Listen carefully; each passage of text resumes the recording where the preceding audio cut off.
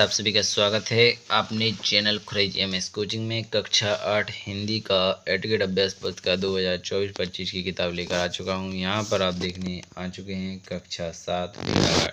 तो इसे आप अच्छी तरीके से देख लीजिएगा। इसका पहले का राइट आंसर नर्मदा हो जाएगा, दूसरे का भृगु हो जाएगा, तीसरे का अमरकंटक हो जाएगा। बहुत ही कम समय में पूरी पेपर का यानी पूरी किताब कंप्लीट कराई जा रही है। हमारे चैनल को सब्सक्राइब करें, 2-3 मिनट में हर एक पार्ट कंप्लीट होता जाएगा। आप पूरी देख सकते हैं। हर एक जितने भी आपकी किताबें एडगेड मिली हुई हैं, चाहे 6 हों, चाहे 7 की हों, चाहे 8 की हों, जो भी छात्र हों आप, तो सभी को हमारे चैनल से जोड़ें और उनका सभी को सोल्यूशन इस प्रकार मिल जाएगा। तो इसका आंसर अमरकंटक हो जाएगा, इसका आपका प्रताप हो जाएगा। इसके बाद आता है क्वेश्चन नंबर 5। तो इसका मछलियों के मगरमच्छों के लिए इस प्रकार आपका इसका राइट आंसर हो जाएगा। इसके बाद आते हैं ऑप्शन यानी खालिस्तान। तो पहले में 800, दूसरे में नर्मदा, तीसरे में तपस्वी और चौथे में धरधर और पांचवे में अमरावती। इसके खालिस्तान कंप्लीट हो जाते हैं। अब देखेंगे आप एक वाक्य में उत्तर। तो एक वाक्य में उत्तर अब अति लघु प्रश्न। तो यहाँ पर आप देख सकते हैं, संस्कृत में एक दिग्गज लेखक जो सम्राट विक्रमादित्य की सभा के रत्नों में से थे। तो यहाँ पर आपको बताया गया है। इसके बाद चलेंगे क्वेश्चन नंबर 12 पर। तो 12 में पूछा गया था, तो इसे आप आंसर देखेंगे। जब बरसात आती है अथवा जब घना अंधकार आता है, तब ही वे अपनी उज्ज्वलता, अपनी पवित्रता खोने को तैयार नहीं हैं। इस प्रकार आपका क्वेश्चन नंबर 12 हो जाता है। इसके बाद देखेंगे 13 क्वेश्चन। जब जोर का घर्षण होता है तब पानी भी दूध जैसा दिखाई पड़ता है। इसका क्वेश्चन नंबर 13 कंप्लीट हो जाएगा। इसके बाद 16 12 13 को 14 देखेंगे। जबलपुर तो भेड़ाघाट से 13 मील दूर है ही तो है। इसके बाद क्वेश्चन नंबर 14 के बाद 15 देखेंगे। हिमालय की बर्फीली चोटियाँ भी उलझ रही हैं, गल रही हैं। नर्मदा चाहे कितनी मर करे, परंतु वह मरती नहीं है। इस प्रकार क्वेश्चन नंबर आपका 15 कंप्लीट हो जाता है। 16 देखेंगे। नर्मदा मानो यहाँ चांदी के कारागार की बंदनी है। इस पंक्ति का क्या अर्थ है?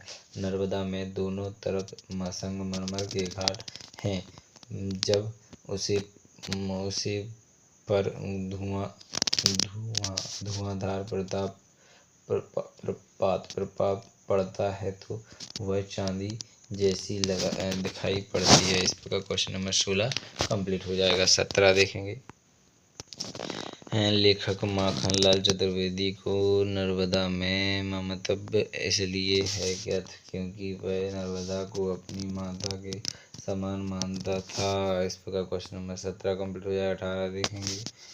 जा तो दूध जहाँ धारा आए। देखो, यह बात लेखक ने की थी। दूध धारा, आह कितना अच्छा नाम है। जब जोर का घर्षण होता है तब पानी भी दूध जैसा दिखाई पड़ता है, इसे ही दूध धारा कहते हैं। इस प्रकार क्वेश्चन नंबर 18 कंप्लीट हो जाता है। 19 देखेंगे। 19 का राइट आंसर हो जाएगा।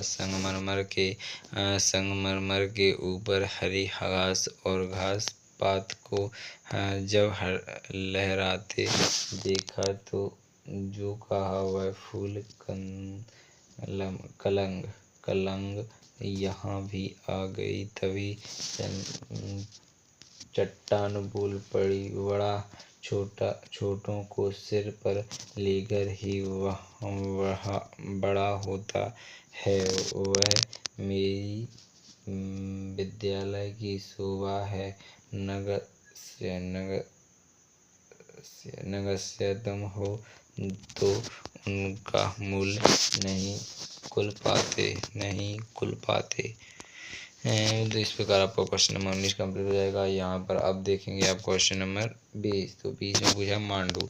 मध्य प्रदेश के इंदौर मांडू में स्थित मांडू बहुत ही प्रसिद्ध धार्मिक स्थल है। यहाँ पर्यटकों के लिए देखने के लायक बहुत से स्थान हैं, जिनमें रानी रूपमती महल, हिंडोरा महल, जहाज महल, जमा मस्जिद, अशरफी महल आदि स्थान प्रमुख हैं। इसी के साथ मांडू का मांडगढ़ जैन तीर्थ के नाम से भी जाना जाता था।